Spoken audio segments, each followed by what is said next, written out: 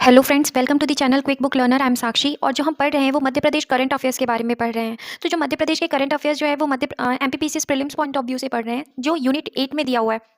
तो आज MP current affairs में जो हम पढ़ेंगे वो 12th टॉपिक होगा, जो रिलेटेड होगा जॉइंट मिलिट्री एक्सरसाइजेस से। फ्रेंड, अगर आपको ये सेशंस अच्छे लग रहे हो तो प्लीज़ लाइक, शेयर और सब्सक्राइब करें। अब हम आगे बढ़ते हैं बिना टाइम वेस्ट किए। तो आज जो हम पढ़ेंगे वो प्रमुख सैन्य अभ्यास के बारे में पढ़ेंगे। तो हमें पता है कि सैन्य अभ्यास जो होती है, जो सेनाएं होती हैं, वो कितने तरह की होती है? 3 तरह की होती हैं, नौसेना, थल सेना और वायुसेना। तो हम बात करते हैं कि इनके बीच जो अलग देशों के साथ ये जो सेनाएं होती हैं, ये अलग अलग देशों के साथ सैन्य अभ्यास करती हैं। तो कौन सी सेनाओं ने किस देश के साथ कौन से सैन्य अभ्यास किए और उस सैन्य अभ्यास को क्या नाम दिया गया, इन सभी चीज़ों के बारे में पढ़ेंगे। इस तरीके का क्वेश्चन एमपीपीसीएस 2022 में भी पूछा जा चुका है कि कौन सा शहर दक्षिण अफ्रीका और India field training exercise appendix 2023 के दूसरे संस्करण का मेजबान था। तो इसका सही उत्तर क्या होगा? पुणे होगा। तो इस तरीके से क्वेश्चंस एग्जाम में पूछे जाते हैं। तो अब हम आगे बढ़ते हैं एक्सरसाइजेस के बारे में। तो हम सबसे पहले जिस एक्सरसाइज के बारे में पढ़ेंगे वो कौन सी एक्सरसाइज होगी, कौन सी सेना से संबंधित होगी? तो नौसेना से संबंधित होगी। तो अगर हम इसमें देखते हैं तो सबसे पहला जो सम्मेलन है या जो सैन्य अभ्यास है, हम पढ़ते हैं, बात करते हैं मालाबार युद्ध अभ्यास की। तो मालाबार युद्ध अभ्यास 2023 में हुआ। और ये मालाबार युद्ध अभ्यास किन देशों के बीच होता है? तो क्वाड देशों के मध्य बहुपक्षीय होता है। और आयोजन कहाँ किया गया? तो ऑस्ट्रेलिया के पूर्वी तट पर इसका क्या किया गया है? आयोजन किया गया है। दूसरा, अगर हम सैन्य अभ्यास देखते हैं नौसेना का, तो कौन सा है? एकता है, जो कि जून 2023 में किया गया। और कौन से दो देश के बीच? तो भारत और मालदीव के बीच। कहाँ किया गया? तो मालदीव में किया गया। इसके बाद हम तीसरी एक्सरसाइज देख रहे हैं सैन्य अभ्यास जो नौसेना और अन्य देश के बीच हुआ। तो वो है AIME, जो मई 2023 में हुआ। कौन से देश के बीच? तो भारत और आसियान देश के बीच हुआ। आयोजन स्थल क्या था? तो सिंगापुर, दक्षिण चीन सागर। इसके बाद बात करते हैं चौथा समुद्र शक्ति। तो ये चौथा समुद्र शक्ति जो शिखर सम्मेलन था या सैन्य अभियान था, मई 2023 में किन दो देशों के बीच हुआ? तो भारत और इंडोनेशिया के बीच हुआ। कहाँ पे हुआ? इंडोनेशिया में हुआ। तो चौथा समुद्र शक्ति जो सैन्य अभ्यास है वो किन दो देशों में होता है? भारत और इंडोनेशिया के साथ। इसके बाद बात करते हैं अल मोहम्मद अल हिंदी। ये मई 2023 में किन दो देशों के बीच? तो ये सैन्य अभ्यास भारत और सऊदी अरब के बीच हुआ। कहाँ आयोजन स्थल क्या रखा गया? तो अल जुबैल, सऊदी अरब जो था वो आयोजन स्थल था। इसके बाद बात करते हैं कॉर्पैट की। कॉर्पैट मई 2023 में किन दो देशों के बीच होता है सैन्य अभ्यास? तो भारत और थाईलैंड के बीच होता है। कहाँ रखा गया ये सैन्य अभ्यास? तो अंडमान सागर में रखा गया। इसके बाद अगला देखते हैं स्लिनेक्स। अप्रैल 2023 में भारत और श्रीलंका के मध्य रखा गया। और कहाँ पे आयोजित किया गया? तो ये कोलंबो में आयोजित किया गया। इसके बाद कोंकण एक्सरसाइज की बात कर रहे हैं, कोंकण सैन्य अभ्यास के बारे में बात कर रहे हैं। तो कोंकण सैन्य अभ्यास मार्च 2023 में कौन से दो देशों के बीच हुआ? तो भारत और श्रीलंका के बीच। और आयोजन स्थल क्या रहा? अरब सागर रहा। इसके बाद बात करते हैं वरुण एक्सरसाइज की। तो वरुण एक्सरसाइज किन दो देशों के बीच होती है? भारत और फ्रांस के बीच होती है। और जनवरी 2023 में यह सैन्य अभ्यास कहाँ रखा गया था? तो पश्चिमी समुद्र तट पर आयोजित किया गया। इसके बाद बात करते हैं 12वां अग्नि वॉरियर जो सैन्य अभ्यास है, ये भारत और सिंगापुर के बीच होता है। और ये 2022 में देवलाली, महाराष्ट्र में रखा गया। 7वां संगम अभ्यास जो है वो 2022 में हुआ। कहाँ पे? ये किन दो देशों के बीच होता है संगम अभ्यास? तो भारत और अमेरिका के बीच होता है। और कहाँ ये स्थल कहाँ आयोजित किया गया ये सैन्य अभ्यास? तो गोवा में आयोजित किया गया। तो फ्रेंड्स, ये बात रही किससे संबंधित? नौसेना से संबंधित। अब हम बात करते हैं किसके बारे में? थल सेना के बारे में। तो अगर हम थल सेना के बारे में देखते हैं तो थल सेना में अगर बात करते हैं तो थल सेना में सैन्य अभ्यास सबसे पहला नाम देखते हैं एक्वेरिन। ये जो एक्वेरिन एक्सरसाइज है ये किसके किसके बीच होती है? तो भारत थल सेना के बीच और मालदीव देश के बीच होती है। तो दो देशों के बीच एक्वेरिन किससे संबंधित है? भारत और मालदीव के बीच जो सैन्य अभ्यास होता है उसे क्या कहा जाता है? एक्वेरिन कहा जाता है। जून 2023 में ये कहाँ पे आयोजित किया गया? तो चौबटिया, उत्तराखंड में आयोजित किया गया। इसके बाद बात करते हैं नोमैडिक एलिफेंट एक्सरसाइज। ये किन दो देशों के बीच? तो भारत और मंगोलिया के बीच होती है। ये कहाँ हुआ? तो उलान बटोर, मंगोलिया में हुआ। सुदर्शन शक्ति एक्सरसाइज जो है भारतीय सेना की सप्त शक्ति कमान के द्वारा ये होती है। और राजस्थान, पंजाब में क्या किया गया था? आयोजित किया गया था। अजय वॉरियर एक्सरसाइज भारत और ब्रिटेन के बीच होती है। ये कहाँ पे? अप्रैल 2023 में ये कहाँ आयोजित किया गया? तो ब्रिटेन में। एफिंडेक्स जो प्रथम था, ये एफिंडेक्स प्रथम जो एक्सरसाइज थी, पहली बार जो सैन्य अभ्यास चलाया गया मार्च 2023 में, ये भारत और अफ्रीकी महाद्वीप के 25 देशों में चलाया गया। और कहाँ पे ये स्थल जो आयोजित हुआ? पुणे में। और अपेंडिक्स द्वितीय जो था वो मार्च 2023 में लाया गया। और ये किन दो देशों के बीच? हमें पता है एफिंडेक्स अफ्रीका और इंडिया के बीच होता है। और कहाँ आयोजित किया गया? तो पुणे, महाराष्ट्र में आयोजित किया गया। अब देखते हैं फ्रिंजेक्स एक्सरसाइज के बारे में। फ्रिंजेक्स जो है वो किस किस देशों में के बीच होता है? ये सैन्य अभ्यास भारत और फ्रांस के बीच होता है। मार्च 2023 में कहाँ आयोजित किया गया? तो तिरुवनंतपुरम, केरल में आयोजित किया गया। बोल कुरुक्षेत्र एक्सरसाइज जो है वो भारत और सिंगापुर के मध्य होता है। और मार्च 2023 में कहाँ आयोजित किया गया? जोधपुर, राजस्थान में। धर्म गार्जियन एक्सरसाइज जो है वो भारत और जापान के बीच होती है। और फरवरी 2023 में ये कहाँ आयोजित हुई है सैन्य अभ्यास? तो सैन्य अभियान तो जो ये है ये जापान में आयोजित किया गया। डसलिंग जो है ये भारत और उज्बेकिस्तान के बीच ये सैन्य अभ्यास होता है। फरवरी 2023 में इसको उत्तराखंड में आयोजित किया गया। इसके बाद बात करते हैं साइक्लोन प्रथम। जनवरी 2023 में इसे राजस्थान में आयोजित किया गया और ये साइक्लोन प्रथम जो सैन्य अभ्यास है ये भारत और मिस्र देश के बीच क्या होता है, संपन्न कराया जाता है ये सैन्य अभ्यास। 16वां सूर्य किरण अभ्यास जो कि भारत और नेपाल के बीच होता है ये सैन्य अभ्यास, तो ये 2022 में कहाँ पे हुआ, तो सालझंडी नेपाल में हुआ। 8वां गरुण शक्ति अभ्यास, तो गरुण शक्ति अभ्यास किन दो देशों के बीच होता है, भारत और इंडोनेशिया के बीच होता है, और 2022 में कहाँ पे हुआ, तो ये करावांग इंडोनेशिया में रखा गया। इसके बाद अजय वॉरियर भारत और यूनाइटेड किंगडम के बीच ये सैन्य अभ्यास रखाया जाता है। 2023 में ये कहाँ आयोजित किया गया, तो ये यूनाइटेड किंगडम में आयोजित किया गया। बुलंद भारत 2023 में ये जो बुलंद भारत सैन्य अभ्यास है ये किसके द्वारा आयोजित किया जाता है, तो भारतीय सेनाओं के द्वारा आयोजित किया जाता है। और ये बुलंद भारत जो है 2023 में कहाँ आयोजित किया गया, तो ये अरुणाचल प्रदेश में आयोजित किया गया। तो फ्रेंड्स, इस तरीके से हमने क्या पढ़ा, हमने नौसेना और थल सेना को पढ़ा। अब हम पढ़ेंगे किसके बारे में, वायुसेना के बारे में। तो वायुसेना की अगर हम बात करते हैं तो हम देख लेते हैं कौन कौन से सैन्य अभ्यास है। तो पहला जो हम पढ़ रहे हैं वो कोबरा वॉरियर है। कोबरा वॉरियर जो है ये बहुपक्षीय देशों के बीच होता है, और मार्च 2023 में ये जो कोबरा वॉरियर जो सैन्य अभ्यास था ये कहाँ आयोजित किया गया, तो यूनाइटेड किंगडम में आयोजित किया गया। इसके बाद सीनियो मैत्री मार्च 2023 में कहाँ आयोजित हुआ, तो सीनियो मैत्री जो है ये भारत और जापान के बीच होता है, और कहाँ आयोजित किया गया, तो जापान देश में कमोत्सु द्वीप पर आयोजित किया गया। वीर गार्जियन जो सैन्य अभ्यास है वायुसेना का, ये किन दो देशों के बीच होता है, भारत और जापान के बीच होता है वीर गार्जियन, और जनवरी 2023 में इसे जापान में क्या किया गया, आयोजित किया गया। और लास्ट में हम पढ़ रहे हैं कोप इंडिया के बारे में। 2023 में ये कोप इंडिया जो है भारत और अमेरिका वायुसेना के बीच ये सैन्य अभ्यास कराया जाता है, और ये कलाई कुंडा आगरा में क्या किया गया था, आयोजित किया गया था। अब हम कुछ प्रमुख ऑपरेशंस के बारे में पढ़ेंगे। ये करंट अफेयर्स का हमारा 13 चैप्टर होगा जिसमें हम प्रमुख ऑपरेशन के बारे में पढ़ेंगे। एक प्रमुख ऑपरेशन से कुछ क्वेश्चंस भी एग्जाम में पूछे जाते हैं, जैसे कि पहला जो क्वेश्चन अगर हम देखते हैं तो महाराष्ट्र पीसीएस में ये क्वेश्चन पूछा गया था कि भारत ने तुर्की में भूकंप प्रभावितों की सहायता के लिए कौन सा मिशन चलाया था। तो तुर्की में भूकंप आया हुआ था, और उस वक्त जो भी भूकंप से प्रभावित लोग थे उनकी सहायता के लिए कौन सा मिशन चलाया गया था भारत सरकार द्वारा, तो ऑपरेशन दोस्त मिशन चलाया गया था। इसके बाद अब हम सभी ऑपरेशंस को देखते हैं। तो सबसे पहले हम देखते हैं ऑपरेशन विजय के बारे में। तो ऑपरेशन अजय के बारे में देखते हैं। तो ऑपरेशन अजय किससे संबंधित था, या ऑपरेशन अजय का क्या उद्देश्य रहा। तो ऑपरेशन अजय का उद्देश्य रहा कि इजराइल हमास युद्ध के दौरान 2023 में इजराइल में फंसे भारतीयों को वापस लाने के लिए भारत सरकार द्वारा चलाया गया अभियान। तो इजराइल और हमास का जो युद्ध चल रहा था 2023 में, इजराइल में फंसे हुए लोगों को, जो भारतीय थे, उनको वापस लाने के लिए भारत सरकार द्वारा जो अभियान चलाया गया, जो ऑपरेशन चलाया गया, उसी को ऑपरेशन अजय के नाम से जाना जाता है। इसके बाद दूसरे ऑपरेशन की बात करते हैं, ऑपरेशन गंगा।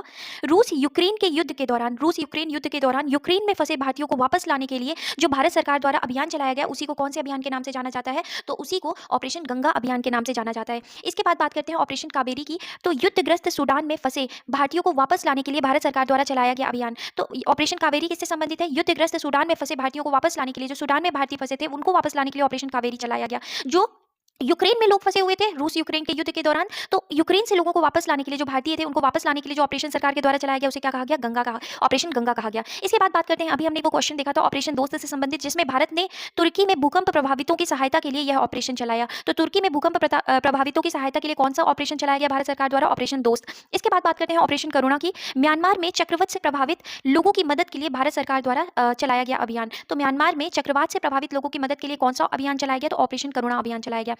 ऑपरेशन देवी शक्ति की बात करें तो तालिबान के कब्जे वाले अफगानिस्तान में फंसे भारतीयों को वापस लाने के लिए भारत सरकार द्वारा चलाया गया अभियान कौन सा कहलाता है, ऑपरेशन देवी शक्ति। तो ये किससे संबंधित है, अफगानिस्तान तालिबान में, तो इनसे संबंधित जो ऑपरेशन है वो क्या है, देवी शक्ति है। अब बात करते हैं ऑपरेशन समुद्र सेतु की। तो कोविड के दौरान मालदीव में फंसे भारतीयों को, हम किसकी बात कर रहे हैं, मालदीव की। तो मालदीव में फंसे भारतीयों को वापस लाने के लिए कोविड के दौरान जो ऑपरेशन चलाया गया भारत सरकार द्वारा, उसे क्या कहा जाता है, समुद्र सेतु। ऑपरेशन वंदे भारत, ये किससे संबंधित है, तो कोविड के दौरान विदेश में फंसे भारतीय नागरिकों को वापस लाने के लिए विदेश मंत्रालय द्वारा चलाया गया अभियान क्या कहलाया, ऑपरेशन वंदे भारत। तो कौन से मंत्रालय के द्वारा चलाया गया था ऑपरेशन वंदे भारत, विदेश मंत्रालय के द्वारा।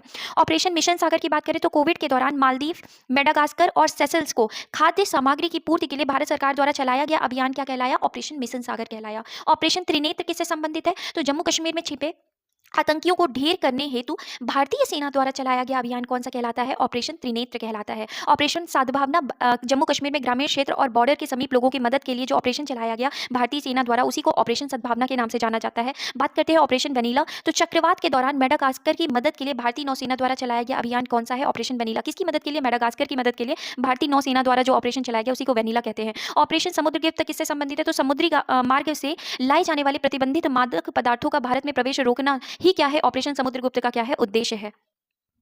अब अगर हम बात करते हैं करंट अफेयर्स में, तो ये हम 14 चैप्टर देख रहे हैं परीक्षा धाम की बुक से। अगर आप चाहें तो परीक्षा धाम की बुक को भी क्या कर सकते हैं, एक बार रिवाइज कर सकते हैं। तो हम 14 चैप्टर में हम क्या देखेंगे, परिवर्तित नाम देखेंगे। तो हम जैसा कि पहले मध्य प्रदेश में परिवर्तित नाम देखेंगे, उसके बाद भारत में जो भी परिवर्तित नाम है, और फिर विश्व में परिवर्तित नाम जो भी महत्वपूर्ण या चर्चित परिवर्तित नाम है, उनके बारे में हम क्या करेंगे, अध्ययन करेंगे। तो सबसे पहले हम किसके बारे में पढ़ेंगे, मध्य प्रदेश के बारे में पढ़ेंगे। मध्य प्रदेश में चर्चित परिवर्तित नाम के बारे में पढ़ेंगे।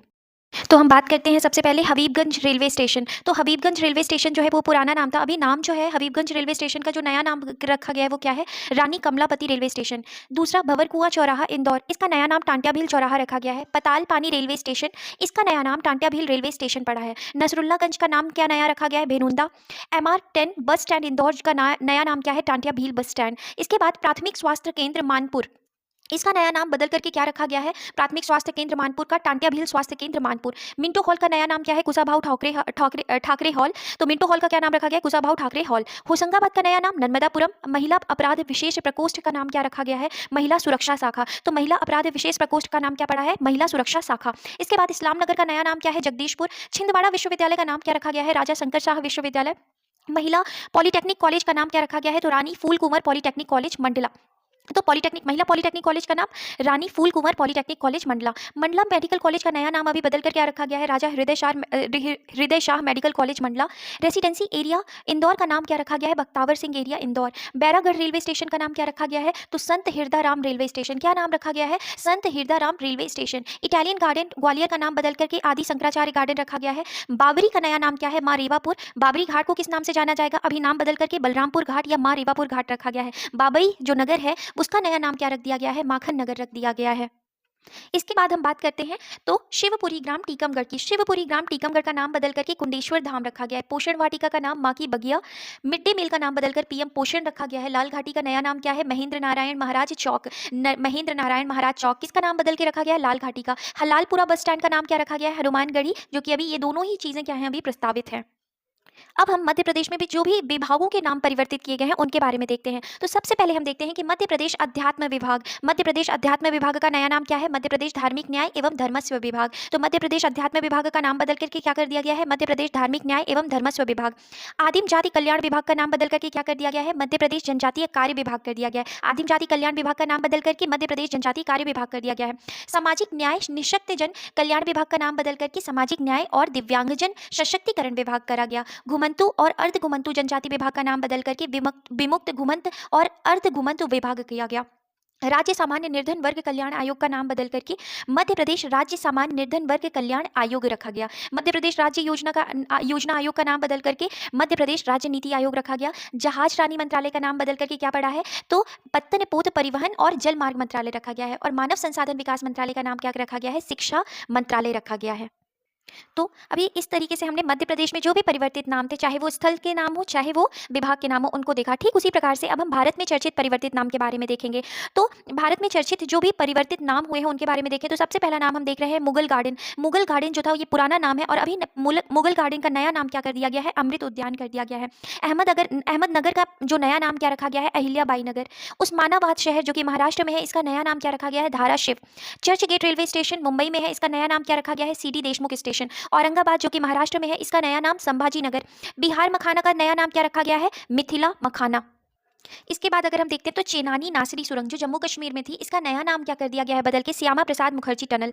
मोपा इंटरनेशनल एयरपोर्ट जो कि गोवा में है, इसका नाम क्या कर दिया गया है, तो मनोहर पर्रिकर इंटरनेशनल एयरपोर्ट नाम रखा गया है। राजपथ का नाम बदल करके कर्तव्य पथ कर दिया गया है। नेहरू संग्रहालय का नाम बदल करके प्रधानमंत्री संग्रहालय रख दिया गया है। अब आगे देखते हैं तो माउंट हैरियट जो कि अंडमान और निकोबार द्वीप समूह में है, तो माउंट हैरियट का नाम बदल करके माउंट मणिपुर रखा गया है। जिम कॉर्बेट टाइगर रिजर्व का नाम बदल करके क्या कर दिया गया है, रामगंगा राष्ट्रीय उद्यान। इसके बाद फैजाबाद रेलवे जंक्शन का नाम बदलकर अयोध्या कैंट जंक्शन रखा गया। मिड डे मील योजना का नाम बदल करके क्या रखा गया, PM पोषण योजना। लोकसभा और राज्यसभा टीवी का नाम बदल करके क्या नाम रखा गया है, संसद टीवी। मियाँ का बड़ा रेलवे स्टेशन जो कि जोधपुर में है, इसका नाम भी बदल करके महेश नगर रेलवे स्टेशन पड़ा। इसके बाद अगर हम देखें तो सहारनपुर विश्वविद्यालय का नाम क्या रखा गया है, तो माँ शाकंभरी विश्वविद्यालय। सहारनपुर का नाम क्या रखा गया, माँ शाकंभरी विश्वविद्यालय। राजीव गांधी खेल रत्न पुरस्कार को अब नए नाम से जाना जाता है, मेजर ध्यानचंद खेल रत्न पुरस्कार। हिसार हवाई अड्डे का नाम बदल करके महाराजा अग्रसेन अंतर्राष्ट्रीय हवाई अड्डा रखा गया है। हिसार हवाई अड्डा की बात कर रहे हैं तो महाराजा अग्रसेन के नाम से जाना जाएगा अभी। और अलीगढ़ का नाम बदल करके हरिगढ़ कर दिया गया है। मोटेरा स्टेडियम नरेंद्र मोदी स्टेडियम के नाम से जाना जाएगा। नील द्वीप जो कि अंडमान निकोबार में है। अब नील द्वीप को किस नाम से जाना जाएगा या नया नाम क्या रखा गया है, तो शहीद द्वीप रखा गया है। नील द्वीप का नया नाम क्या है, शहीद द्वीप। हैवलॉक द्वीप का नया नाम क्या है, स्वराज द्वीप जो कि अंडमान निकोबार द्वीप समूह में है। रास द्वीप का नाम क्या है, अंडमान निकोबार में है, ये सुभाष चंद्र बोस द्वीप रखा गया है। अयोध्या हवाई अड्डे का नया नाम रखा गया है मर्यादा पुरुषोत्तम श्रीराम हवाई अड्डा। मोहाली अंतर्राष्ट्रीय हॉकी स्टेडियम का नाम बदल करके पड़ गया है Balbir Singh senior international hockey stadium. Videsh Sanchar निगम लिमिटेड जिसे बीएसएनएल के नाम से जाना जाता है, उसका नाम बदल करके क्या कर दिया गया है, तो उसका नाम बदल करके टाटा कम्युनिकेशन लिमिटेड किया गया है। हावड़ा कालका मेल ट्रेन का नाम क्या रखा गया है, नेताजी एक्सप्रेस रखा गया है। हावड़ा कालका मेल ट्रेन का नाम नया क्या है, Netaji express. Chennai central railway station का नाम बदल करके क्या करा गया है, तो MG Ramachandran central railway station. Chennai railway station का नाम क्या है, MG Ramachandran central railway station. पर्यावरण भवन जो कि नई दिल्ली में है, उसका नाम बदल करके क्या करा गया है, तो पंडित दीनदयाल अंत्योदय भवन। पर्यावरण भवन जो नई दिल्ली में है, उसका नया नाम क्या रखा गया है, तो पंडित दीनदयाल अंत्योदय भवन। बीलर द्वीप जो कि ओडिशा में है, का नाम बदल करके एपीजे अब्दुल कलाम द्वीप रखा गया है। रोहतांग सुरंग जो हिमाचल प्रदेश में है, उसे अभी किस नाम से जाना जाएगा, या नया नाम क्या है, अटल सुरंग। प्रवासी भारतीय केंद्र का परिवर्तित नाम सुषमा स्वराज भवन है। झांसी रेलवे स्टेशन को किस नाम से जाना जाएगा, तो वीरांगना महारानी लक्ष्मीबाई। बोगी बील पुल जो है, उसे किस नाम से जाना जाएगा, तो अटल सेतु के नाम से जाना जाएगा। और कांडला बंदरगाह जो है, वो किस नाम से जाना जाएगा, तो दीनदयाल बंदरगाह के नाम से। कांडला बंदरगाह किस नाम से, दीनदयाल बंदरगाह। नया रायपुर को अब अटल नगर के नाम से जाना जाएगा। परिवर्तित नाम जो नया रायपुर है, उसका नया नाम क्या रखा गया, अटल नगर। साबरमती घाट का नया नाम क्या रखा गया, अटल घाट। और बुंदेलखंड एक्सप्रेसवे को का नया नाम जो रखा गया है, वो क्या रखा गया है, अटल पथ। तो अब मध्य प्रदेश और भारत को पढ़ने के बाद हमारी बारी है किसको पढ़ने की, विश्व में भी जो भी चर्चित परिवर्तित नाम है उनको। तो सबसे पहले हम देखते हैं हैरिस पार्क। हैरिस पार्क कहाँ है, सिडनी में है। इसका नया नाम जो बदल कर रख दिया गया है, वो लिटिल इंडिया पार्क है। तो लिटिल इंडिया पार्क जो इंडिया के नाम से, इसलिए ऑब्वियसली ये करंट में इंपॉर्टेंट हो जाता है। तो हैरिस पार्क जो कि सिडनी में है, इसका नया नाम क्या किया गया है, लिटिल इंडिया पार्क रखा गया है। अल मिन्हाद जो कि यूएई में है, संयुक्त अरब अमीरात में है, अल मिन्हाद का नाम बदल करके हिंद शहर कर दिया गया है। तुर्की देश का नाम क्या बदल कर रख दिया गया है, तुर्की। International association of athletics federation का नया नाम क्या है, वर्ल्ड एथलेटिक्स। लिब्रा एसोसिएशन का नया नाम क्या है, फेसबुक डिजिटल करेंसी जो है, उसका लिब्रा एसोसिएशन का नया नाम बदल करके क्या पड़ गया है, डायम। फेड कप जो कि टेनिस से संबंधित है, उस कप का नाम बदल करके बिली जीन किंग कप के नाम से जाना जाएगा। अब वो फेड कप किस नाम से जाना जाएगा, बिली जीन किंग कप के नाम से। नूर सुल्तान जो कजाकिस्तान की राजधानी थी, उसका नया नाम क्या पड़ गया है, अस्ताना। एक नोट है कि 2019 में कजाकिस्तान की राजधानी जो थी, अस्ताना का नाम बदल करके नूर सुल्तान किया गया था। अब 2022 में पुनः क्या कर दिया गया है, अस्ताना कर दिया गया है। अब हम बात करते हैं योजना आयोग के बदलते नाम की। तो हमें पता है कि राज्य योजना बोर्ड की स्थापना कब हुई थी, राज्य योजना बोर्ड की स्थापना 24 अक्टूबर 1972 को हुई थी। और राज्य योजना बोर्ड का नाम बदलकर रखा गया राज्य योजना आयोग। कब रखा गया, तो 21 सितंबर 2007 को रखा गया। और 10 फरवरी 2020 को राज्य योजना आयोग का नाम बदलकर मध्य प्रदेश राज्य नीति एवं योजना आयोग रखा गया। और अभी फिलहाल 28 अगस्त 2023 को इसका नया नाम फिर से परिवर्तित किया गया और क्या रखा गया, मध्य प्रदेश राज्य नीति आयोग रखा गया। अब अगर हम बात कर रहे हैं मध्य प्रदेश राज्य नीति आयोग की, तो हम इसकी संरचना अगर देखें तो वर्तमान संरचना क्या है कि अगर हम बात कर रहे हैं मध्य प्रदेश नीति आयोग की, तो इसमें कौन होते हैं, अध्यक्ष होते हैं, उपाध्यक्ष होते हैं, पदेन उपाध्यक्ष होते हैं, अंशकालिक सदस्य होते हैं और 4 सदस्य होते हैं। और उसके बाद कौन होता है, सदस्य सचिव होते हैं। तो अब हम बात करते हैं, तो मध्य प्रदेश जो नीति आयोग है, उसके अध्यक्ष कौन होते हैं, तो अध्यक्ष कौन होंगे, मुख्यमंत्री। उपाध्यक्ष एक कौन होता है, उपाध्यक्ष होते हैं। और 3 जो होते हैं वो कौन होते हैं, पदेन उपाध्यक्ष होते हैं। पदेन उपाध्यक्ष कौन होते हैं, तो पहला मंत्री जो किससे संबंधित होता है, कौन से मंत्रालय से, योजना आर्थिक एवं सांख्यिकी विभाग से संबंधित। और दूसरा पदेन उपाध्यक्ष किस मंत्री होता है, वो कौन से विभाग से, वित्त विभाग से। और तीसरा पदेन उपाध्यक्ष जो होता है वो कौन से विभाग से होता है, तो वो अटल बिहारी वाजपेयी सुशासन एवं नीति विश्लेषण संस्थान से होता है। इसके बाद अंशकालिक सदस्य होते हैं, तो विभिन्न क्षेत्रों में विशेष ज्ञान रखने वाले 3 व्यक्ति जो होते हैं, वो माननीय मुख्यमंत्री द्वारा क्या किए जाते हैं, नामांकित किए जाते हैं। और वो क्या होते हैं, अंशकालिक सदस्य होते हैं। उसके बाद कौन होता है, मुख्य सचिव होता है, जो मध्य प्रदेश से शासन से संबंधित होता है। तो मुख्य सचिव मध्य प्रदेश शासन से संबंधित वो क्या होता है, सदस्य होता है। अपर मुख्य सचिव या उसे हम प्रमुख सचिव कहेंगे, वो किससे संबंधित होता है, वित्त विभाग से, वो सदस्य होता है। और प्रमुख सचिव जो योजना आर्थिक एवं सांख्यिकी विभाग से होता है, वो भी क्या होता है, सदस्य होता है। अटल बिहारी वाजपेयी और सुशासन एवं नीति विश्लेषण संस्थान का जो सीईओ होता है, वो भी क्या होता है, इसका सदस्य होता है। मुख्य कार्यपालक अधिकारी मध्य प्रदेश राज्य नीति आयोग का जो होता है, वो क्या होता है, सीईओ होता है। सदस्य जो होता है, वही सदस्य में ही क्या होता है, सचिव होता है। अब हम अपने करंट अफेयर्स के टॉपिक में 15 चैप्टर में चल रहे हैं, जिसमें हम मेजर इवेंट्स के बारे में देखेंगे, महत्वपूर्ण घटनाओं के बारे में देखेंगे। तो सबसे पहले हम किसके बारे में देखेंगे, मध्य प्रदेश की घटनाओं के बारे में, उसके बाद राष्ट्रीय घटनाओं के बारे में और फिर अंतर्राष्ट्रीय घटनाओं के बारे में। इस तरीके से अगर हम एक क्वेश्चन देखते हैं, एमपीपीसीएस 2022 में ये क्वेश्चन आया था कि किस भारतीय राज्य ने अभी हाल में ही विश्व पेंगोलिन दिवस पर एक भारतीय पेंगोलिन को रेडियो टैग्ड किया है। तो इस तरीके से प्रश्न पूछे जाते हैं और इसका सही उत्तर क्या होगा, मध्य प्रदेश होगा। विश्व में पहली बार पेंगोलिन दिवस कहाँ मनाया गया था, मध्य प्रदेश में बनाया गया था। तो इस तरीके से करंट से रिलेटेड क्वेश्चन करते हैं, पूछा जाता है। तो अब हम मध्य प्रदेश की घटनाओं के बारे में पढ़ेंगे। तो मध्य प्रदेश की घटनाओं के बारे में हम पहला टॉपिक जो देख रहे हैं वो है 2022 में आयोजित इंडिया स्मार्ट सिटी अवार्ड प्रतियोगिता 2022। तो इंडिया स्मार्ट सिटी अवार्ड प्रतियोगिता 2020 में संस्कृति श्रेणी में इंदौर और नगरीय पर्यावरण श्रेणी में भोपाल को चुना गया है। तो अगर हम बात करें इंडिया स्मार्ट सिटी अवार्ड प्रतियोगिता 2020 की, तो संस्कृति श्रेणी में किसे चुना गया है? इंदौर को। और नगरीय पर्यावरण श्रेणी में किसको चुना गया है? भोपाल को। 30 सितंबर 2023 को भोपाल के बड़े तालाब पर भारतीय वायु सेना द्वारा एयर शो का आयोजन किया गया। तो एयर शो का भोपाल में आयोजन किया गया था 30 सितंबर 2030 को। तो किसके द्वारा किया गया था ये जो था? तो ये वायुसेना के द्वारा किया गया था भोपाल के बड़े तालाब पर। फरवरी 2022 में सुर कोकिला लता मंगेशकर का निधन मुंबई में हुआ। तो निधन कहाँ हुआ? मुंबई में हुआ। कब हुआ? फरवरी 2022 को। लता मंगेशकर का अंतर्राष्ट्रीय मंच पर प्रथम कार्यक्रम जो हुआ था वो कहाँ? लंदन में रॉयल एल्बर्ट हॉल में। लंदन के रॉयल एल्बर्ट हॉल में 1969 को आयोजित किया गया था। तो अंतर्राष्ट्रीय मंच पर जो लता मंगेशकर का प्रथम कार्यक्रम था वो लंदन के रॉयल एल्बर्ट हॉल में 1969 को क्या किया गया था? आयोजित किया गया था। विश्व में पहली बार, विश्व में अभी हमने बात की थी कि विश्व में पहली बार 2021-22 में मध्य प्रदेश में भारतीय पेंगोलिन की रेडियो टैगिंग की गई है। तो विश्व में पहली बार ये जो भारतीय पेंगोलिन की रेडियो टैगिंग है वो किसके द्वारा की गई है? तो मध्य प्रदेश के द्वारा की गई है। राजमाता विजया राजे सिंधिया के 100वें जन्म दिवस पर प्रधानमंत्री नरेंद्र मोदी ने 100 रुपए का सिक्का स्मारक बनवाया। तो 100 रुपए का सिक्का स्मारक किसके 100वें जन्म दिवस पर बनवाया गया? तो राजमाता विजया राजे सिंधिया के। स्वर्व सर्वेक्षण 2022 के अनुसार 10 लाख से अधिक जनसंख्या श्रेणी में भारत का सबसे स्वच्छ शहर किसे घोषित किया गया? इंदौर को। कौन सी श्रेणी में? तो 10 लाख से अधिक जनसंख्या श्रेणी में। कौन से सर्वेक्षण के अनुसार? तो स्वच्छ सर्वेक्षण 2022 के अनुसार। रीवा जिले की अवनी चतुर्वेदी वीर गार्जियन युद्ध अभ्यास 2023 में भाग लेने वाली पहली महिला पायलट है। तो अगर हम बात करते हैं किसके बारे में? वीर गार्जियन युद्ध अभ्यास के बारे में, तो रीवा जिले की अवनी चतुर्वेदी हैं जिन्हें वीर गार्जियन युद्ध अभ्यास 2023 में जिन्होंने भाग लिया है और पहली महिला पायलट है। 14 जून 2023 को बुरहानपुर के बाद मध्य प्रदेश का निवाड़ी जिला प्रदेश का दूसरा हर घर जिला बन गया है। तो अगर हम बात करें बुरहानपुर के बाद कौन दूसरा जिला बना है जो दूसरा हर घर जिला बन गया है? हर घर जल जिला बन गया है। तो दूसरा हर घर जल जिला जो बना हुआ है वो कौन है? निवाड़ी है। मध्य प्रदेश राज्य ने स्कूली पाठ्यक्रम में सावरकर पर अध्याय शामिल किया है। तो मध्य प्रदेश राज्य ने स्कूली पाठ्यक्रम में सावरकर पर क्या किया है? अध्याय शामिल किया है। इसके बाद बात करते हैं तो 17 जुलाई 2023 को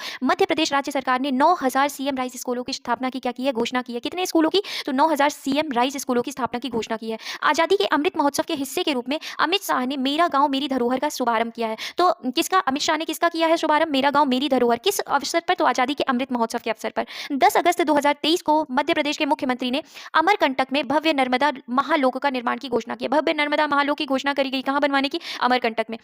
इसके बाद 12 अगस्त 2023 को पीएम मोदी ने मध्य प्रदेश के सागर जिले में 14वीं शताब्दी के रहस्यवादी कवि और समाज सुधारक संत रविदास को समर्पित एक मंदिर की नींव रखी है। तो क्या रखी है? एक मंदिर की क्या रखी है? नींव रखी गई है। तो 12 अगस्त 2023 को पीएम मोदी ने मध्य प्रदेश के सागर जिले में किसके नाम पर, किसकी याद में? तो संत रविदास को समर्पित एक मंदिर की क्या रखी गई है? नींव रखी गई है। इसके बाद हम बात करें तो 30 अगस्त 2023 को इंदौर शहर को 2022 का सर्वश्रेष्ठ नेशनल स्मार्ट सिटी, तो 2022 का सर्वश्रेष्ठ नेशनल स्मार्ट सिटी किसे बनाया गया है? तो इंदौर शहर को। मध्य प्रदेश की राजधानी भोपाल सतत विकास लक्ष्यों को स्थानीयकरण को अपनाने वाला भारत का पहला शहर बन गया है। तो भोपाल जो है वो सतत विकास लक्ष्यों के स्थानीयकरण को अपनाने वाला पहला शहर बन गया है। कौन बन गया है? भोपाल पहला शहर बन गया है। मध्य प्रदेश टूरिज्म बोर्ड द्वारा भारतीय दूतावास में 23 दिसंबर 2022 को फ्रांस की राजधानी पेरिस में मध्य प्रदेश दिवस मनाया गया। तो ये बहुत ही अपने आप में इंपॉर्टेंट फैक्ट है फ्रेंड्स कि मध्य प्रदेश टूरिज्म बोर्ड द्वारा कहाँ पे? भारतीय दूतावास में 23 दिसंबर 2022 को। इसमें मुख्यतः हमें याद रखना है कि 23 दिसंबर को फ्रांस की राजधानी पेरिस में मध्य प्रदेश दिवस मनाया गया। इसके बाद हम बात करें मुख्यमंत्री तीर्थ दर्शन योजना के तहत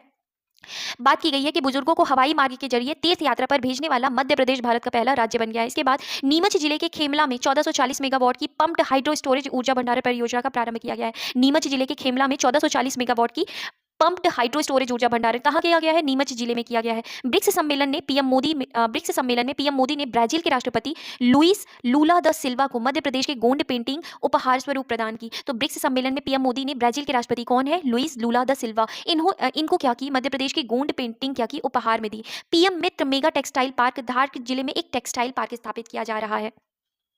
अब बात करें तो प्रदेश का पहला संविधान पार्क, अगर हम बात करें मध्य प्रदेश का तो पहला संविधान पार्क देवास जिले में प्रस्तावित है। जबकि अगर हम बात करें भारत का पहला संविधान पार्क तो कहाँ प्रस्तावित है? जयपुर में बनाया गया है। कहाँ बनाया गया है? जयपुर में। और प्रदेश का पहला संविधान पार्क देवास में। मध्य प्रदेश में दतिया और रीवा में एयरपोर्ट प्रस्तावित है। कहाँ कहाँ? दतिया और रीवा में एयरपोर्ट प्रस्तावित है। मंदसौर की मनु भंडारी महेंद्र कुमारी के नाम से भी जिन्हें जाना जाता है, ये प्रसिद्ध कहानीकार थी जिनका निधन 15 नवंबर 2021 को हो गया है। शहडोल जिले के बिचारपुर गाँव फुटबॉल के उभरते सितारों का गढ़ बन गया है। इसलिए इसे प्रधानमंत्री श्री नरेंद्र मोदी ने मिनी ब्राजील नाम से संबोधित किया है। तो शहडोल जिले के बिचारपुर गांव फुटबॉल के उभरते सितारों का क्या बन गया है, गढ़ बन गया है शहडोल जिले का बिचारपुर गांव। और इसीलिए हमारे प्रधानमंत्री नरेंद्र मोदी जी ने इसे क्या नाम दिया है, मिनी ब्राजील। किसे, शहडोल जिले के बिचारपुर गांव को। किस लिए, किसका गढ़ बना है, तो फुटबॉल का। ग्वालियर की प्राची यादव ये एशियाई पैरालंपिक गेम 2023 में पैरा कैनोइंग में गोल्ड जीतने वाली पहली भारतीय बनी है। कौन, ग्वालियर की प्राची यादव। कहाँ, किस गेम से संबंधित है, ये किस खेल से संबंधित है, तो पैरा कैनोइंग से। यूनेस्को द्वारा मध्य प्रदेश की ग्वालियर सिटी को सिटी ऑफ म्यूजिक की मान्यता दी गई है। अब हम 16th चैप्टर जो है उसमें हम बात करते हैं राष्ट्रीय घटनाओं के बारे में। तो राष्ट्रीय घटनाओं के बारे में अगर हम देखें तो अप्रैल 2022 में सूरत गुजरात में इंडिया स्मार्ट सिटी अवार्ड प्रतियोगिता 2020 का आयोजन किया गया। तो अप्रैल 2022 में सूरत गुजरात में इंडिया स्मार्ट सिटी अवार्ड प्रतियोगिता 2020 का क्या किया गया, आयोजन किया गया। भारत में पहला रबर टायर आधारित मेट्रो जो है वो कहाँ बनाया गया है, तो नासिक शहर को बनाया जा रहा है। इसके बाद ई राशन कार्ड सेवा सर्वप्रथम कहाँ प्रारंभ की गई, तो दिल्ली में प्रारंभ की गई। केंद्रीय पर्यावरण वन एवं जलवायु परिवर्तन मंत्रालय ने 5 अक्टूबर को राष्ट्रीय डॉल्फिन दिवस मनाने की क्या की है, घोषणा की है। किसने 5 अक्टूबर को डॉल्फिन दिवस मनाने की घोषणा की है, तो केंद्रीय पर्यावरण वन एवं जलवायु परिवर्तन मंत्रालय ने। अप्रैल 2022 में नीति आयोग के राज्य ऊर्जा और जलवायु सूचकांक में शीर्ष प्रदर्शन करने वाले 3 राज्य कौन कौन से हैं, गुजरात, केरल और पंजाब। किसमें, तो अप्रैल 2022 में नीति आयोग के राज्य ऊर्जा और जलवायु सूचकांक, कौन से, नीति आयोग के राज्य ऊर्जा जलवायु सूचकांक में शीर्ष स्थान कौन पाए हैं, 3 राज्य, गुजरात, केरल और पंजाब। इसके बाद 2021 में एशिया का सबसे बड़ा हवाई अड्डा जेवर नोएडा अंतर्राष्ट्रीय हवाई अड्डे का शिलान्यास किया गया है। कौन से, एशिया का सबसे बड़ा हवाई अड्डा जेवर नोएडा अंतर्राष्ट्रीय हवाई अड्डे का क्या किया गया है, शिलान्यास किया गया है। विश्व स्वास्थ्य संगठन परंपरागत औषधि का वैश्विक केंद्र कहाँ स्थापित होगा, तो जामनगर गुजरात में। विश्व स्वास्थ्य संगठन परंपरागत औषधि का वैश्विक केंद्र कहाँ स्थापित होगा, जामनगर गुजरात में। इसके बाद भारतीय शहर अहमदाबाद और जापान के कोवे शहर के मध्य सिस्टर सिटी समझौते पर हस्ताक्षर किया गया। तो सिस्टर सिटी समझौते पर हस्ताक्षर किन किन देशों के, किन किन शहरों के बीच हुआ है, तो अहमदाबाद और जापान के कोवे शहर के बीच हुआ है। अब हम बात करते हैं विश्व विरासत स्थलों की सूची में। अगर विश्व विरासत स्थलों की सूची में शामिल होने वाला भारत का जो 40वां स्थल है वो कौन सा है, तो धौलावीरा गुजरात। कब शामिल किया गया, 2021 में। और अभी 41 और 42 दो किए गए हैं, जो कब किए गए हैं, वर्ष 2023 में। तो वो कौन से हैं जो विश्व विरासत स्थल में रखे गए हैं, तो पहला 41वें नंबर का जो है वो शांति निकेतन है। शांति निकेतन जो कि कहाँ है, पश्चिम बंगाल में। और 42वें नंबर का जो है वो होयसला मंदिर है, जो कि कहाँ पे है, कर्नाटक में है। इसके बाद राम मंदिर ट्रस्ट के अध्यक्ष को क्या बना, अध्यक्ष जो है वो किन्हें बनाया गया, गोपाल दास को बनाया गया है। अखिल भारतीय अभियान एक पहल न्याय आपके द्वार से संबंधित है। तो अखिल भारतीय अभियान जो है एक पहल किससे संबंधित है, तो न्याय आपके द्वार से संबंधित है। देश का पहला भारतीय कौशल संस्थान की नींव, पहले भारतीय कौशल संस्थान की नींव कानपुर में सिंगापुर की सहायता से रखी गई। तो देश का पहला भारतीय कौशल संस्थान की नींव जो है वो कहाँ रखी गई है, तो भारतीय कौशल संस्थान कहाँ बनाया गया है, कानपुर में। किसकी सहायता से, तो सिंगापुर की सहायता से बनाया गया है। National academy for skill teacher का शुभारंभ अप्रैल 2022 में भुवनेश्वर में किया गया। तो अगर हम बात करें national academy for skill teacher का शुभारंभ जो है वो कब किया गया, अप्रैल 2022 में। कहाँ किया गया, भुवनेश्वर में किया गया। बेंगलोर भारत का पहला शहर बना है जिसने अपना लोगो जारी किया है। हाल ही में सबरी संकल्प अभियान शुरू हुआ है, सबरी संकल्प अभियान शुरू किया गया है। तो ये सबरी संकल्प अभियान जो है वो किससे संबंधित है, राष्ट्रीय पोषण अभियान का ही एक क्या है, भाग है। और इटली ने भारत में अपना पहला फूड मेगा पार्क गुजरात राज्य के महसाड़ा फड़ीधर जिले में प्रारंभ किया है। तो अपना पहला मेगा फूड पार्क जो है वो इटली ने कहाँ किया है, तो कहाँ प्रारंभ किया है, तो महसाड़ा फड़ीधर जिले में, जो कि कहाँ पे है, गुजरात राज्य में है। इसके बाद भारत सरकार द्वारा वंदन योजना के लिए सर्वश्रेष्ठ प्रशिक्षण के राज्य के रूप में नागालैंड को चुना गया। तो वंदन योजना के लिए सर्वश्रेष्ठ प्रशिक्षण राज्य किसे चुना गया है, तो नागालैंड को। खेलो इंडिया यूनिवर्सिटी खेल 2022 का आयोजन बेंगलोर के जैन विश्वविद्यालय में संपन्न हुआ। तो खेलो इंडिया यूनिवर्सिटी खेल 2022 का जो आयोजन था वो कहाँ पे, तो बेंगलोर के जैन विश्वविद्यालय में संपन्न हुआ। इसके बाद नौसेना प्रमुख एडमिरल आर हरि कुमार ने 31 मार्च 2022 को नौसेना दल के कर्मियों को गणतंत्र दिवस परेड 2022 के लिए सर्वश्रेष्ठ मार्चिंग दल की ट्रॉफी प्रदान की। किसने, नौसेना प्रमुख एडमिरल आर हरि कुमार ने 31 मार्च 2000 नौसेना दल के कर्मियों को गणतंत्र दिवस परेड 2022 के लिए सर्वश्रेष्ठ मार्चिंग दल की क्या दी है, ट्रॉफी प्रदान की है। इसके बाद हम नेक्स्ट पॉइंट अगर देखें तो खेलो इंडिया यूनिवर्सिटी खेल 2023 का आयोजन कहाँ किया गया, तो खेलो इंडिया यूनिवर्सिटी खेल 2023 का आयोजन लखनऊ, वाराणसी, गोरखपुर में संपन्न किया गया। कहाँ किया गया, तो लखनऊ, वाराणसी और गोरखपुर में संपन्न हुआ। इसके बाद अगर हम बात करते हैं तो ये थोड़ा इंपॉर्टेंट क्वेश्चन हो जाता है कि भारत सरकार की ओर से लिंगानुपात सुधार करने वाली पंचायत को कौन सी रेटिंग दी जाती है, तो पिंक स्टार रेटिंग दी जाती है। और नेक्स्ट पॉइंट अगर हम देखें तो कर्नाटक के हुबली में रेल संग्रहालय स्थापित किया जा रहा है। तो कहाँ पे, कर्नाटक के हुबली में रेल संग्रहालय स्थापित किया गया है। जापानी इंसेफेलाइटिस अनुसंधान केंद्र, जापानी इंसेफेलाइटिस अनुसंधान केंद्र कहाँ स्थापित किया जाएगा, तो उत्तर प्रदेश में स्थापित किया जाएगा। मार्च 2022 में असम और मेघालय के बीच सीमा विवाद निपटारे के लिए दोनों राज्यों के मुख्यमंत्रियों ने क्या किया है, हस्ताक्षर। किसने, असम और मेघालय के मुख्यमंत्री ने। स्वच्छ सर्वेक्षण 2022 के अनुसार 10 लाख से अधिक जनसंख्या श्रेणी में भारत का सबसे अस्वच्छ शहर किसे माना गया है, तो मदुरई, तमिलनाडु को। इसके बाद वर्ष 2023 में रायसीना संवाद मार्च 2023 में किया गया। तो वर्ष 2023 रायसीना संवाद मार्च 2023 में किया गया, जिसकी थीम क्या थी? तो रायसीना जो संवाद था, इसकी थीम क्या थी? तो इसकी थीम थी प्रोवोकेशन, अनसर्टेनिटी, टर्बुलेंस और light house in the Tempest थी। तो क्या थी? जो रायसीना संवाद थी, इसकी थीम प्रोवोकेशन, अनसर्टेनिटी और टर्बुलेंस और light house in the Tempest, इसकी क्या थी? रायसीना संवाद के जो था वो थीम थी। इसके बाद अगर हम नेक्स्ट पॉइंट देखते हैं तो स्वच्छ सर्वेक्षण ग्रामीण अवार्ड 2022 के अनुसार ग्रामीण स्वच्छता में शीर्ष स्थान किसका रहा है? कौन से राज्य का? तो तेलंगाना राज्य का रहा है। भारत की पहली डॉल्फिन वेधशाला विहार राज्य के भागलपुर में क्या की जाएगी? स्थापित की जाएगी। जनवरी 2022 को हैदराबाद शहर में देश का पहला, तो कहाँ पे ओपन रॉक संग्रहालय का उद्घाटन किया गया है? कहाँ किया गया ओपन रॉक संग्रहालय का उद्घाटन? तो हैदराबाद शहर में किया गया। डॉल्फिन वेधशाला कहाँ बनाई जाएगी? तो बिहार राज्य के भागलपुर में स्थापित की जाएगी। अक्टूबर 2022 अंतर्राष्ट्रीय सौर गठबंधन का 5वां शिखर सम्मेलन, अंतर्राष्ट्रीय सौर गठबंधन का कौन सा शिखर सम्मेलन? 5वां शिखर सम्मेलन आयोजित किया गया, जिसमें भारत और फ्रांस ने संयुक्त अध्यक्षता की। भारत का नेक्स्ट पॉइंट अगर हम देखें तो भारत का दूसरा फॉरेंसिक विश्वविद्यालय लखनऊ में स्थापित किया जा रहा है। वहीं पे अगर हम बात करें तो भारत का पहला फॉरेंसिक विश्वविद्यालय कहाँ है? तो गांधीनगर में है। 2 नवंबर 2022 को ईला भट्ट पद्म भूषण विजेता और सेवा की संस्थापक का 89 की एज में क्या हो गई? उनकी डेथ हो गई। तो ईला भट्ट जो है उन्हें पद्म भूषण मिला और ये सेवा की क्या थी? संस्थापक थी। इसके बाद 4 नवंबर 2022 को इगास पर्व पर उत्तराखंड राज्य ने मुख्यमंत्री लखपति दीदी योजना की शुरुआत की है। तो उत्तराखंड राज्य के मुख्यमंत्री ने लखपति दीदी योजना की क्या करी है? शुरुआत करी है। कौन से पर्व पर? इगास पर्व पर। 5 नवंबर 2022 को स्वतंत्र भारत के मास्टर श्याम सरन नेगी, पहले मतदाता का क्या हो गया है? निधन हो गया है। तो ये स्वतंत्र भारत के मास्टर श्याम सरन नेगी जो थे, स्वतंत्र भारत के पहले जो मतदाता थे, जिनका क्या हो गया है? निधन हो गया है।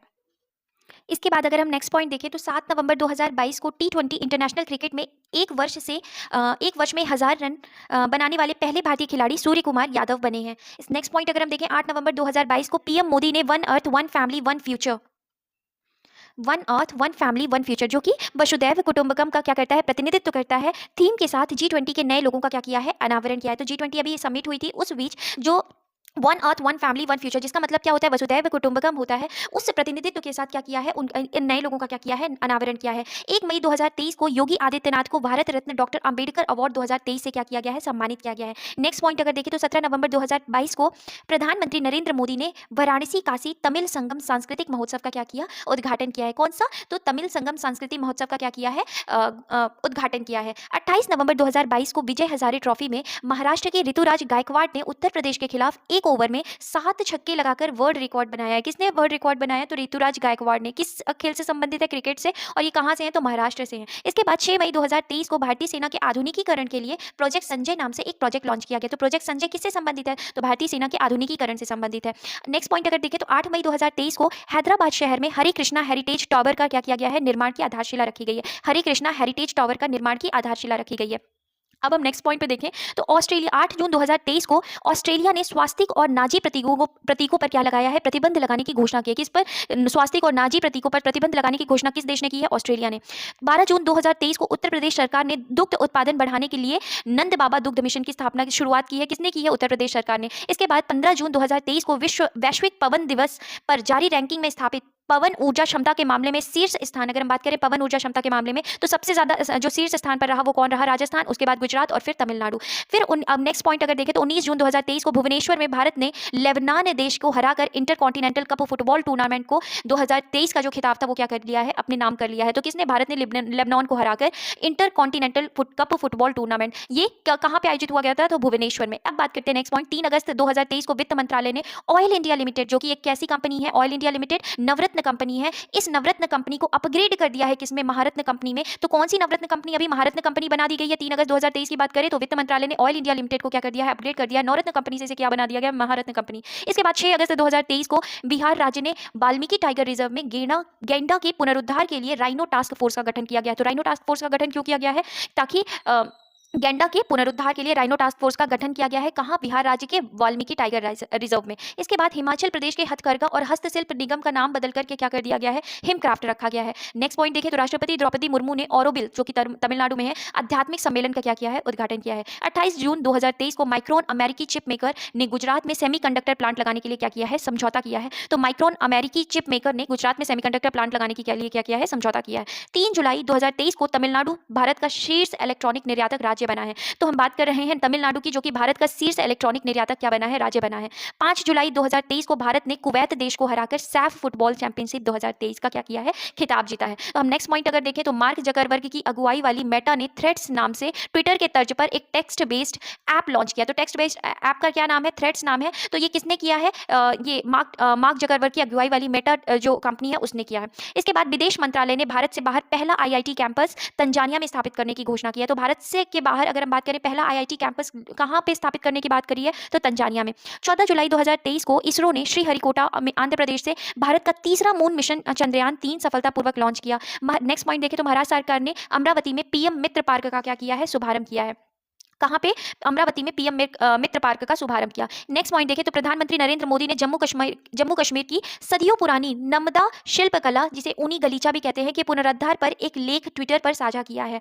नेक्स्ट पॉइंट अगर देखें तो 11 अगस्त 2023 को डाक विभाग ने उत्तरी कश्मीर के केरन में स्थित डाकघर को अब देश का अंतिम नहीं बल्कि प्रथम डाकघर के रूप में मान्यता। तो अभी अगर बात कर रहे हैं तो उत्तरी कश्मीर के केरन में जो डाकघर है उसको क्या किया गया है? पहले डाकघर के रूप में क्या की गई है? मान्यता प्रदान की गई है। अब हम बात करते हैं एनसीईआरटी ने भारत में पाठ्य पुस्तक संशोधन के लिए महेश चंद्र पंत की अध्यक्षता में क्या की है? एक समिति बनाई गई है। तो महेश चंद्र पंत जो समिति है, अध्यक्षता में जो समिति बनाई गई है वो किससे संबंधित है? तो एनसीईआरटी ने भारत के पाठ्य पुस्तक संशोधन के लिए ये समिति बनाई है।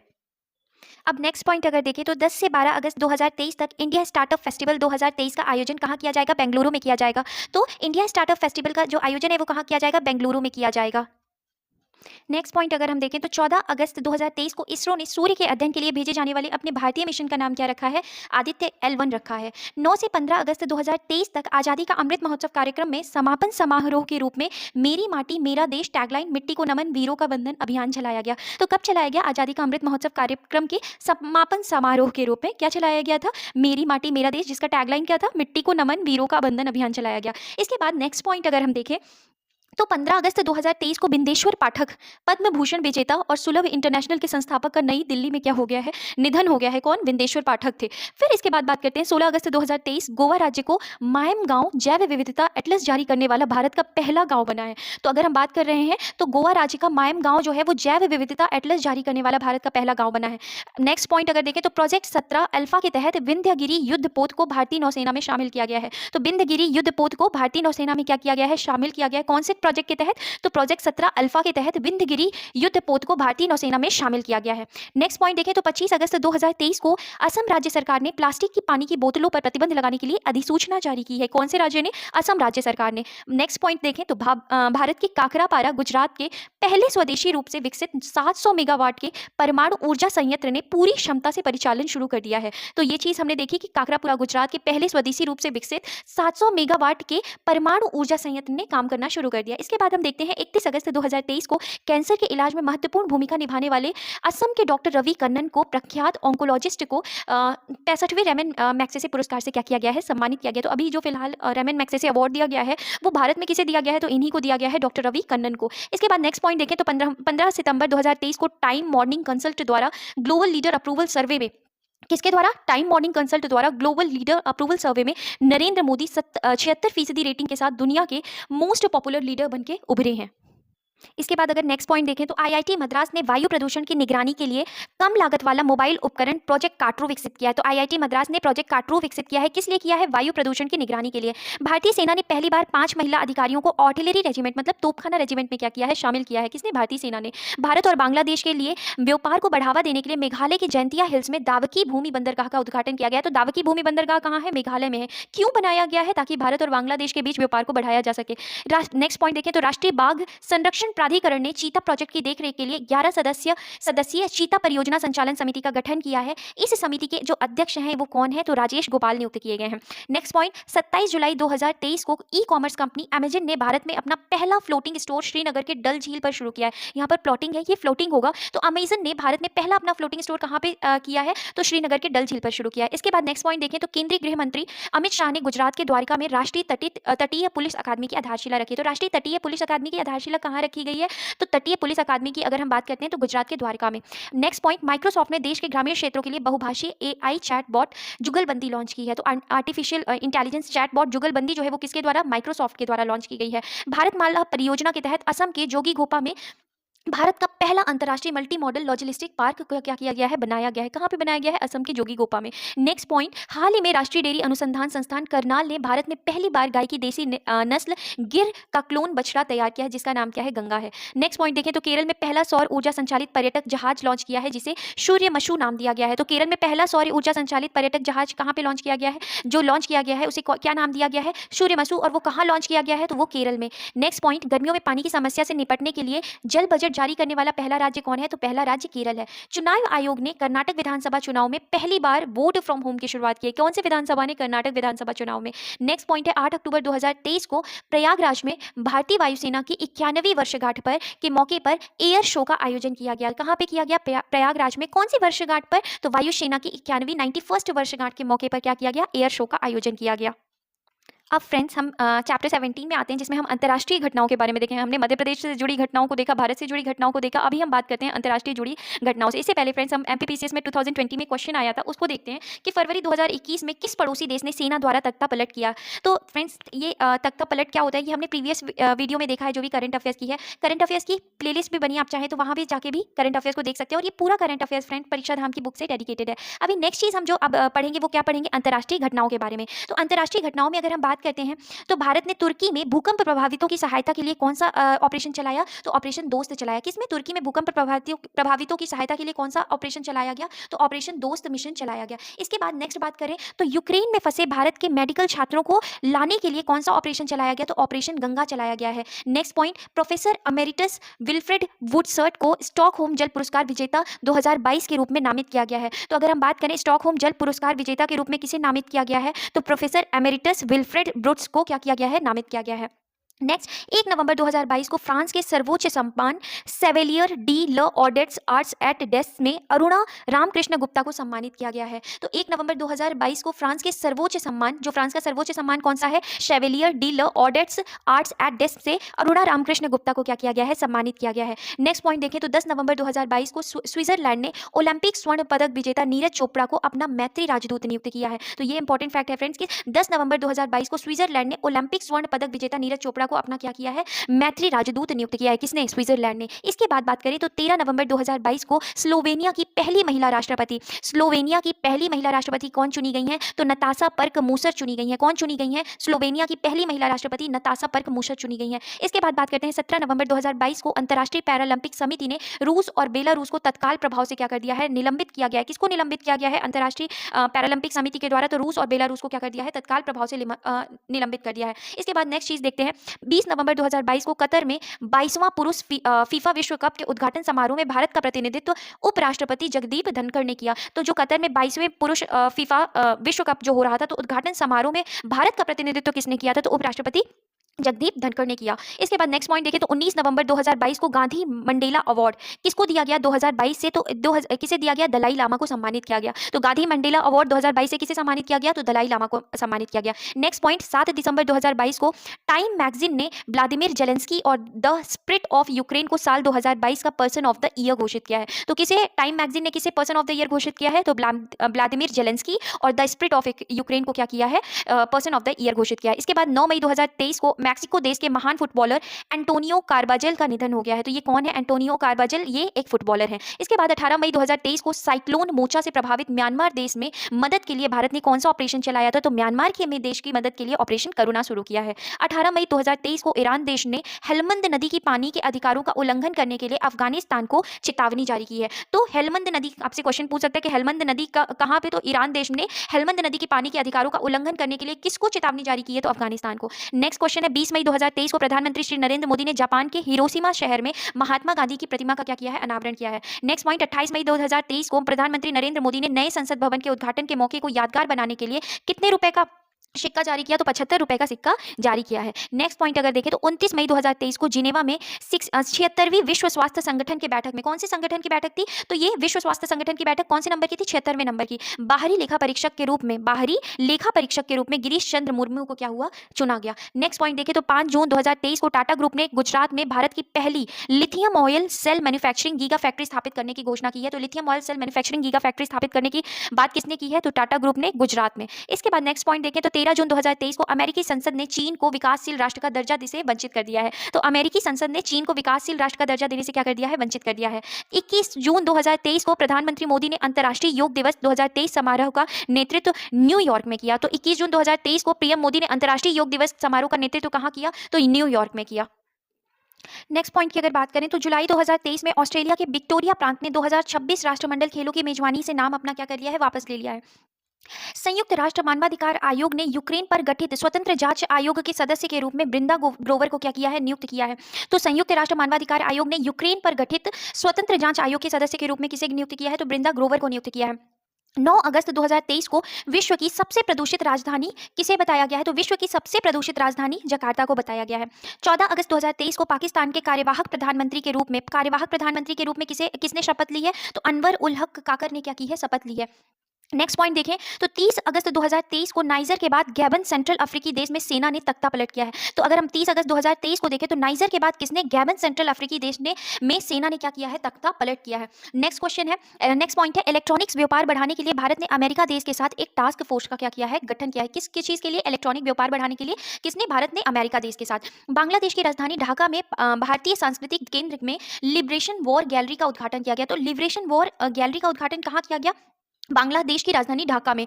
इसमें 1971 के संग्राम में शहीद हुई स्वतंत्रता सेनानियों को क्या किया गया है, प्रदर्शित किया गया है।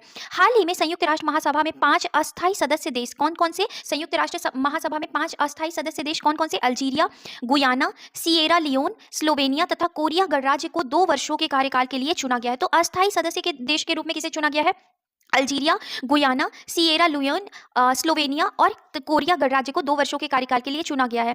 ये देश 1 जनवरी 2024 से अपना क्या करेंगे, पद ग्रहण संभालेंगे या पद ग्रहण करेंगे। इसके बाद हम देखते हैं नेक्स्ट पॉइंट, विश्व बैंक ने बांग्लादेश की राजधानी ढाका में दक्षिण एशिया में अपनी पहली सड़क सुरक्षा परियोजना की शुरुआत की है। तो विश्व बैंक ने बांग्लादेश की राजधानी ढाका में दक्षिण एशिया में पहली सड़क सुरक्षा परियोजना की शुरुआत की है।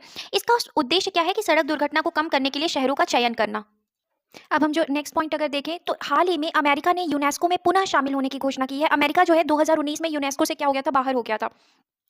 भारत ने फ्रांसीसी रेल कंपनी एल्स्टॉस को स्लीपर कोच वाली 100 वंदे भारत ट्रेन बनाने का क्या किया है, टेंडर दिया है। तो भारत ने किसे टेंडर दिया है, फ्रांसीसी रेल कंपनी एल्स्टॉम को क्या किया है, स्लीपर कोच वाली 100 वंदे भारत ट्रेन बनाने का क्या दिया है, टेंडर दिया है। भारतीय मूल की कैप्टन प्रतिमा भुल्लर माल्डोनाडो न्यूयॉर्क पुलिस विभाग में सर्वोच्च रैंक पाने वाली महिला दक्षिण एशियाई महिला बन गई हैं। तो अगर भारतीय मूल की कैप्टन प्रतिमा भुल्लर की बात करें तो ये न्यूयॉर्क पुलिस विभाग में सर्वोच्च रैंक पाने वाली पहली दक्षिण एशियाई महिला बन गई हैं।